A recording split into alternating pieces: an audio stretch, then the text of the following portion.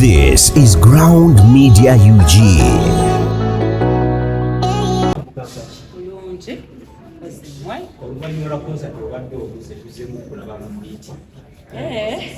But oyinga Easter shows zonna nasikubye olimba ng'abaddewo Easter shows waleeta ondaba navuddeyo nali nafumamuko katono kyuka bambi nali nakumira kuumulamu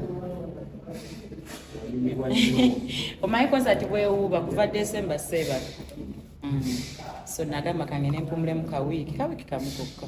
Jazmine, wagenda okumulamu wanaofana liwakwala bigenda kutegeeza bagamba okoze otya mu kisibo kyo. Byebyo holiday bwekyo bwebeera vacation obimanyi byonna bitambulira wamu. Wemba Jazmine, okola otya okulaba nga negative energy ejja ku social media eri against you ogikontrolinga n'otabadde kubaweerawo nga bayinyamala.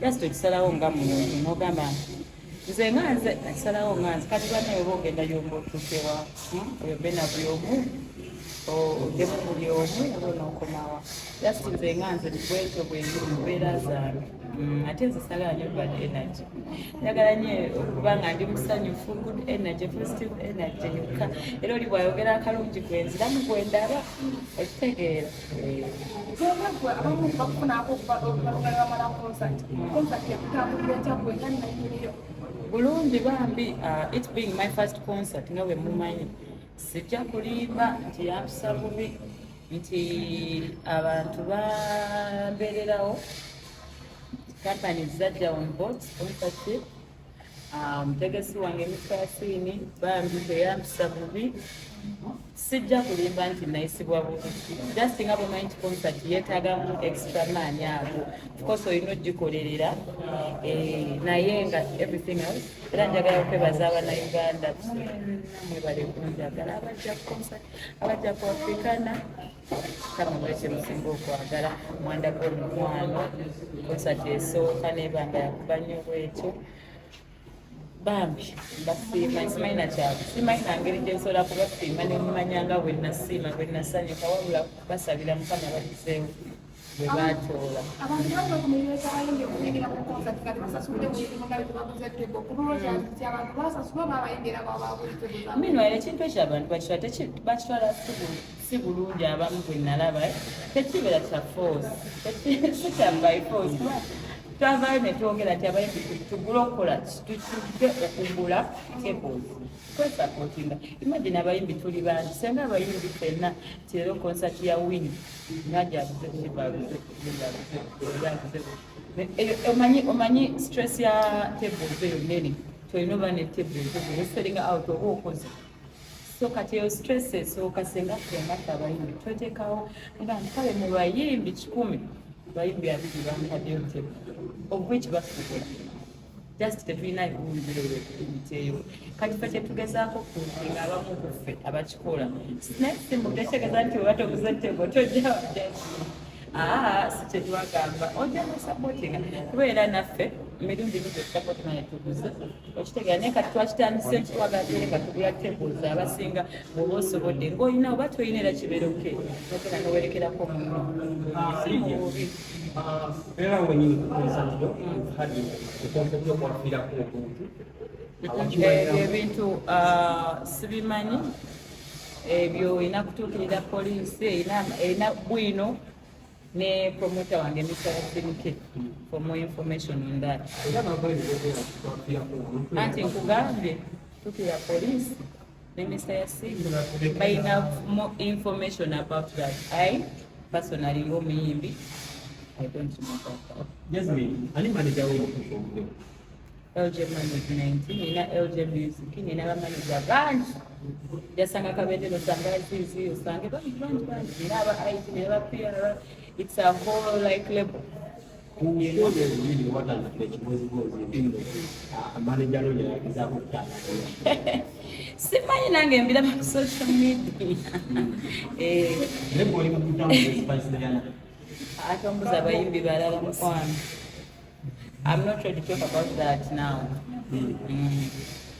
Nenga I'm not going to talk about those people right now.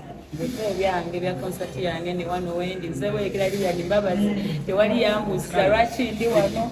I'm not a member. I came to escort my friend Lydia Mbabazi wane yamperekera ku concert yandagala so ndi wano nebintu bye tulina okukola ng'abayimbi okitegeera ebyo njagala mumbuuze.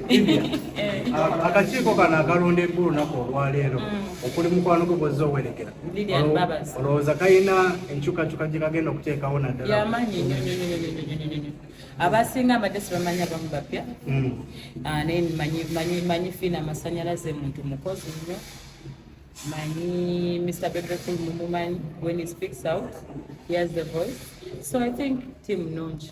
Olowooza chairman gwe babalondedde anaasobola otuukiriza ensonga zammwe? Oba batuuse omulongo maybe fe abandi tetumumanyi naye abamumanyi era be bangi n'abamutaddemu obwesigwa abamulonze abatusingako bwe batuukidde omulonda ku bwa chairman ne baleka abalala nga bwe balabye then alabika akola ki abantu bonna tunabawa chance okitegeera tosobola judginga muntu just like that osooka olaba omuntu kyakoze tamugwegwako nga talina kyakugaa naye gundi oyo kyokka tumukyusa naye kati for now tunabawa ku chance tubaleke bakole emirimu gyabwe then we shall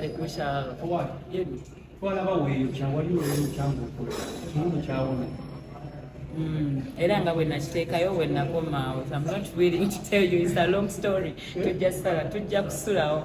Neyocha, it was I think 3 weeks to my concert. Seyocha, banjocha. It doesn't matter right now. It didn't mattering until naona era when I didn't tell post nagaba naye mwete mwamanya no weeks start the concert I got banned. But naona nenzira bulungi and no one could even tell that I was sick. Okitegeera so sajikuba kyekisinga okitegeera so naza setting out mukwano obwambalo ani yakola ku bwambalo tulina nze nakosa badesigner bange bangi nina Bass Kezigo collection nina Dina Vance nina Tazibon Solomon ani yakola kwa kakakando nina Justinia bali batano yakola kwa kakakando bamita Justinia era bw'omulaba ku page takola bintu bya bulijjo. Okay, Jazmine, agomu ku bakyala abali proud ne kala ya naye bw'otunuulira n'akasawo okuteeka tunyonyole mu lwaki nabagamba ndi ambassador wa kino era by the very soon, I'm very serious about it. Very soon mugenda naba waliwo nekyendi mu kufumba njagala ndaga abawala abali bambi right now naye no bajja you can be beautiful when you're black. You don't have to preach. I preach love, black girl power. The ambassador nayo choice yaabwe ate mbagaki naye njagala batanakwata mbalage nga balina kala yange nze temundaba kusoberawo ng'oli mulungi nga tekute mu kiziga twakulabako ku beach ne tugamba wagenda weka ku beach naye banaku nagenda ne mukwano gwange bamuyita kama Lydia